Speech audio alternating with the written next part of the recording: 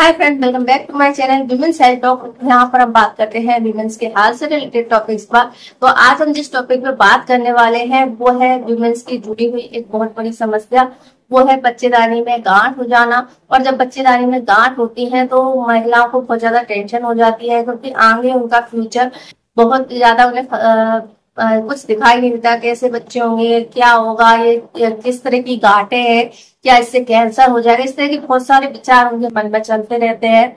और बच्चेदानी की गांठ जो होती है वो नॉन कैंसरस ही होती है, लेकिन इनकी ग्रोथ जो है बहुत ज्यादा होती है। कई सारी गांठें जो है बच्चेदानी में बन जाती है, जिसके कारण से कंसीव करना मुश्किल हो जाता है। तो अगर आपको भी इस तरह की समस्या है तो इन का इलाज अगर हम मेडिकल भाषा में करते हैं या मेडिकल ट्रीटमेंट में लेते हैं तो कुछ मेडिसिन होती है और उसके बाद नेक्स्ट ऑप्शन सर्जरी होता है। लेकिन क्या आप इसे नेचुरली तरीके से कंट्रोल कर सकते हैं? क्या आप इन गांठों का बनना रोक सकते हैं? क्या यह जो गांठें हैं उनको सपोर्ट कर छोटा किया जा सकता है? तो आज हम इसी पर बात करेंगे। आज हम ऐसे कुछ खाने की चीजों के बारे में बात करेंगे, ऐसे फूड्स के बारे में बात करेंगे जो कि बच्चेदानी में जो गांठें होती हैं, जो सिस्ट होती हैं, उनको सुपोड़ना का काम करते हैं। तो ये जो चीजें हैं आपको अपनी डाइट में जरूर लेनी चाहिए, ताकि आगे आने वाली ये समस्या आपको ना हो। अगर है तो उसको कंट्रोल कर लिया जाए। चलिए वीडियो शुरू करते हैं और जानते हैं ऐसे कौन से फूड है जो हमें यूट्रस में होने वाली गांठों का या बच्चेदानी की जो गांठें होती हैं उनसे राहत दे सकती हैं, उनको कंट्रोल कर सकते हैं।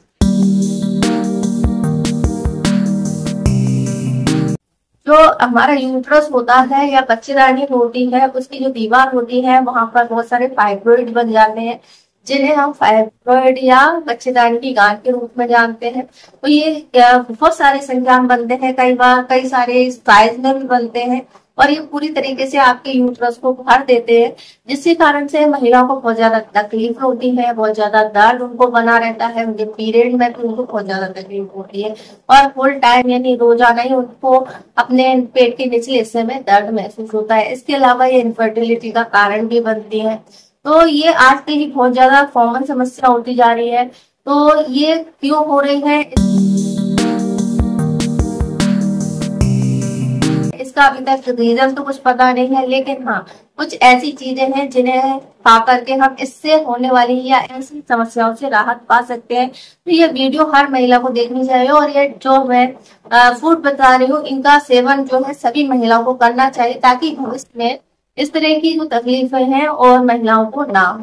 तो मोस्टली अगर देखा जाए तो हार्मोन्स की गड़बड़ी ही इसका एक कारण माना जाता है, या फिर भी मान सकते हैं, लेकिन ऐसा कोई प्रूफ नहीं मिला है कि ये पीढ़ी दर पीढ़ी चलता है या किसी विशेष कारण से ये होता है। ये जिनको होनी होती है हो जाती है।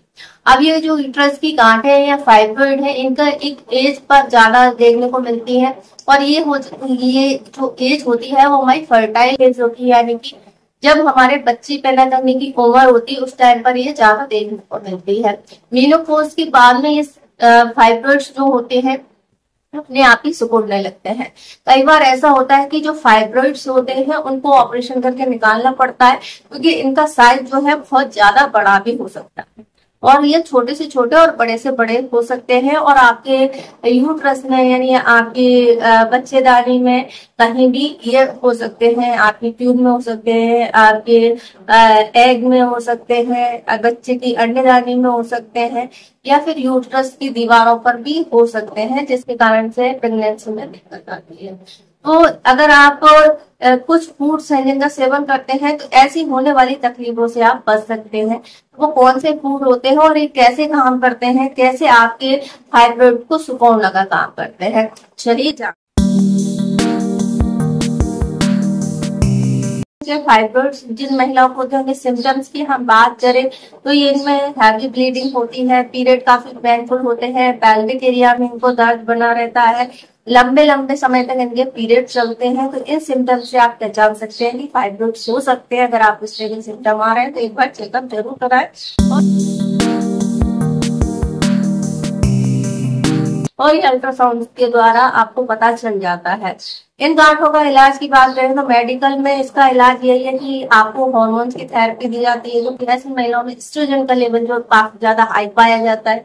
दूसरा ये होता है कि दवाइयों के सुपोर्ट के अलावा ये सर्जरी का ऑप्शन देते हैं। वो डिपेंड करता है आपकी एज क्या है, आपकी फैमिली प्लानिंग कितनी है, बच्चे हुए हैं नहीं हुए हैं, इन सभी पर डिपेंड करता है। इनको नेचुरली तरीके से सुखाने के लिए आप क्या कर सकते हैं? नेचुरली तरीके से इनको छोटा करने के लिए, इनको सुखाने के लिए कुछ फूड है जिनका इस्तेमाल कर सकते हैं। इनमें सबसे पहले होता है सेब यानी एप्पल। एप्पल में कुछ ऐसे तत्व पाए जाते हैं जो कि फाइब्रोइड को सुखाने का काम करते हैं, और ये रिसर्च की गई थी, NCBI ने की थी। तो इसमें पाया गया कि जो एप्पल होता है इसमें पेक्टिन होता है, जो कि शरीर में एस्ट्रोजन का लेवल जो है उसको बैलेंस करने का काम करता है। जब एस्ट्रोजन का लेवल बैलेंस होता है तो ये फाइब्रोइड्स जो है उनका साइज बढ़ने से ये रोकने का काम करता है, जिससे कि गांठों में जो गांठों की ग्रोथ है वो बच्चेदानी में रुक जाती है, और जो है फाइब्रोइड होने के चांस जो है कम हो जाते हैं। जिनको नहीं है उनको नहीं होते हैं, और जिनको है उनका साइज जो है घट करके छोटा हो जाता है। दूसरा फ्रूट होता है बेरीज। बेरीज में स्ट्रॉबेरी है, ब्लूबेरी है, सैतूस है, रसबेरी है। तो इस तरह की जो बेरीज होती है, रेस्वेराट्रॉल पाया जाता है, कंपाउंड होता है जो कि फाइब्रोइड्स को सुखाने का काम करता है। तो इसका भी इस्तेमाल महिलाओं को करना चाहिए, और इसके इस्तेमाल से उनको जो यूट्रस की जो प्रॉब्लम होती है उनसे निजात मिलती है। स्टडी की गई और इस स्टडी में ये पाया गया कि रेस्वेराट्रॉल जो होता है वो फाइब्रोइड की जो सेल्स होती है उनको बढ़ने से रोकता है, जिसके कारण से नए नए फाइब्रोइड नहीं बनते हैं।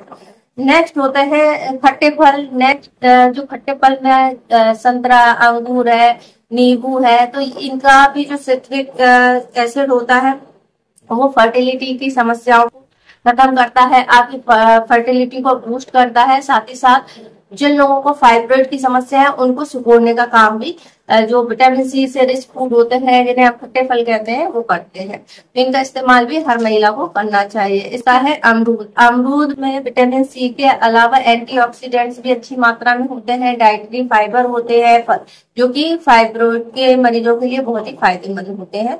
तो ये उनको नियमित रूप से सेवन करते हैं तो उनकी जो फाइब्रोइड्स की गांठ है, यूट्रस की जो गांठ है, बच्चेदानी की जो गांठ है, उनको सुखाने का काम करता है, उसमें ये मदद करता है। अनार होता है, इसमें एक एल्गिक एसिड होता है जो कि फाइब्रोइड्स को सुखाने का काम करता है, तो अनार का सेवन भी आप कर सकते हैं।